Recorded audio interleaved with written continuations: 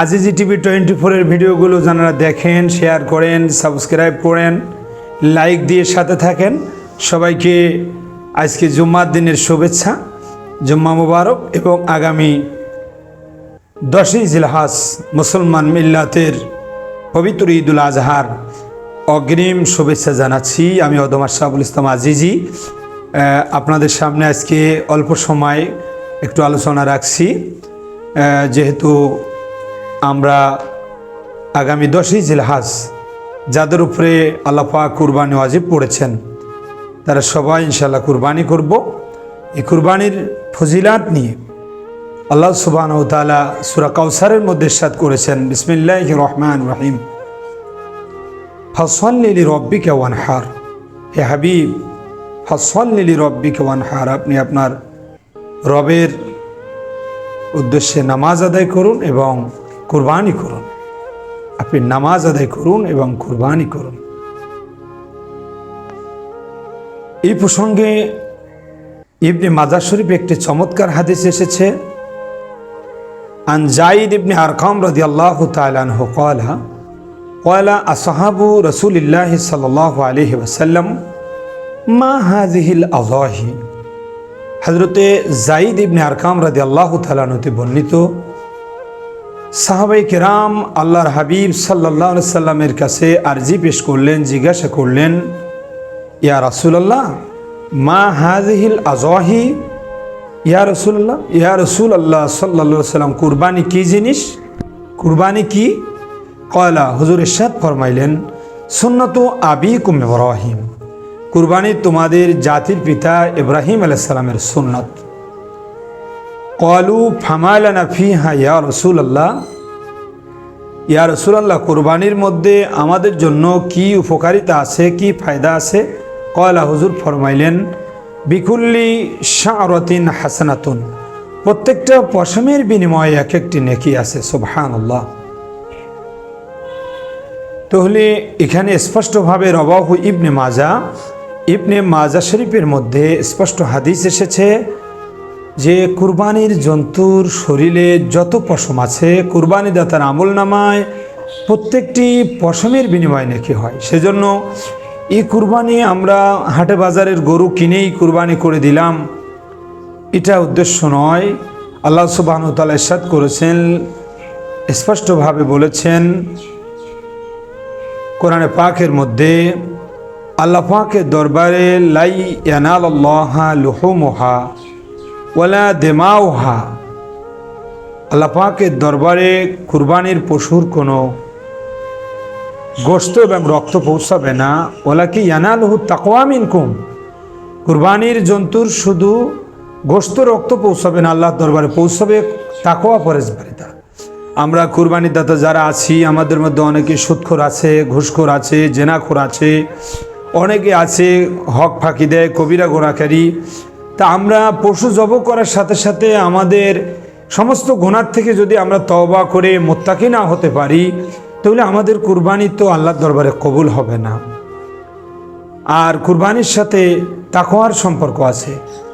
একটি গরুতে 7টি নাম দেওয়া যায়, 7 জনের পক্ষ থেকে কুরবানি করা যায়। এ বিষয় নিয়েও নাকি বর্তমানে ফিতনা সৃষ্টি হয়েছে।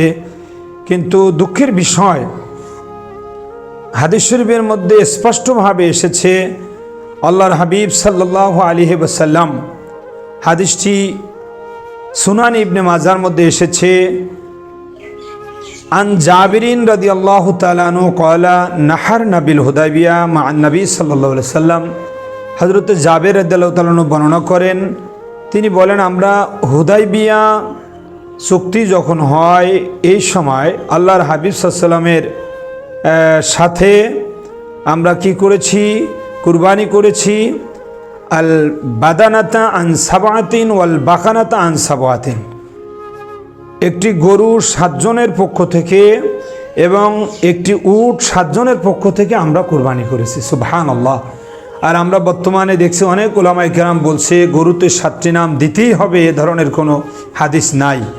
কিয়ামতের আগে বহু ফিতনা তৈরি হবে, বহু দাজ্জাল আবির্ভাব হবে, নতুন নতুন মিথ্যা হাদিস তারা আমাদের সামনে নিয়ে আসবে, আমরা এগুলো কখনো বিশ্বাস করব না। 7 জনের পক্ষ থেকেই আমরা কুরবানি করব, কুরবানির সাথে আকিকাও জায়েজ আছে, কোনো সমস্যা নেই।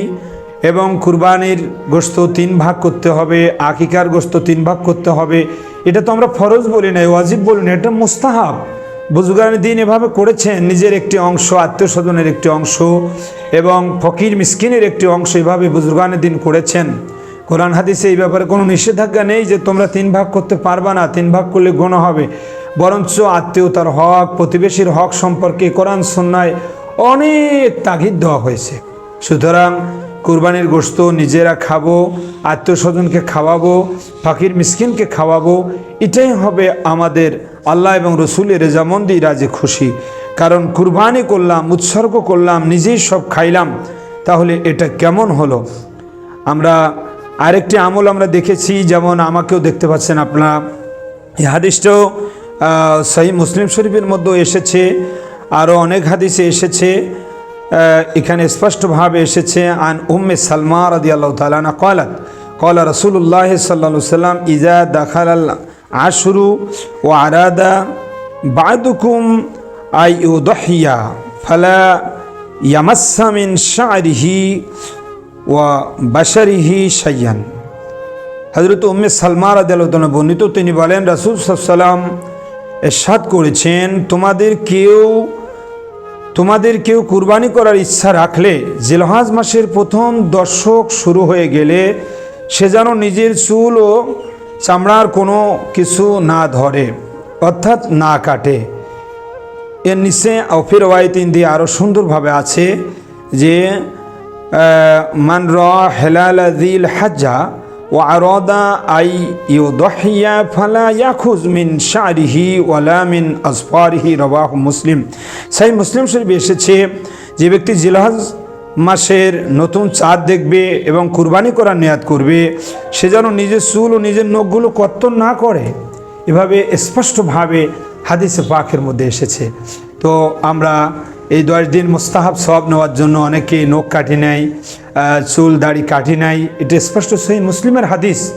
সুতরাং সম্মানিত দর্শক ও শ্রোতা, আজিজি টিভি 24-এর সাথে আপনারা সম্পৃক্ত থাকেন, লাইক দেন, সাবস্ক্রাইব করেন, শেয়ার করেন বেশি বেশি, এবং আপনারা আমাদের সাথেই থাকুন। নতুন নতুন ভিডিও পেতে আমাদের সঙ্গেই থাকবেন। আমরা আপনাদেরকে নতুন নতুন আমলের উপরে, ইমানের উপরে, বর্তমান জামানায় যারা ফিতনা করছে তাদের সঠিক জবাব দিতে আমরা ইনশাল্লাহ বাধ্য থাকব। সবার জন্য দোয়া রইল। আসসালামু আলাইকুম ওয়া রাহমাতুল্লাহ। ঈদ মোবারক।